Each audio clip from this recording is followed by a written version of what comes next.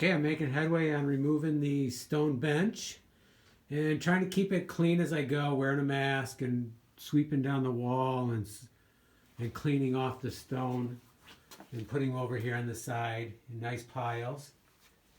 And I'm also pulling out any man-made quartz, any man-made materials, because I want natural stuff here. At the time I did this, I didn't have the knowledge. I suspected they weren't natural, some of them. Some of them I knew were not natural, but others I wasn't really sure. And I was pulling this one off, and I was thinking this is a quartz. Pretty sure I've seen this one before. But then I thought, gosh, it does look kind of real. But just for the kicks, I took a piece of granite and just rubbed it on the edge like this right here. And then smell it. And you can smell the organics coming off there, because there's no organics in the granite.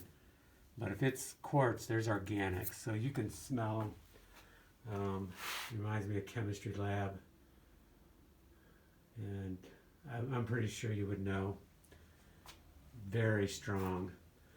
Okay, so that one's going to get rejected and go outside, back to the crusher. Okay, keep working on this. I'd like to get through all of this, taking my time because it's a lot of lifting, but getting that all out of the way. And then I'll have to remove this pile of stained glass someplace else. Find a spot for that. And then we'll be ready to clean up that corner and start dry laying them.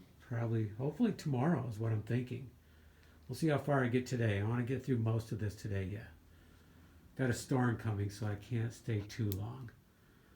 Okay, let's keep going. Got some beautiful ones here, though. Just really nice stone. I'm going to do a different shelf, so this one's probably going to end up going into the floor. But because I got some nice wider pieces I'll do. I'm pretty sure that's what I'm going to do.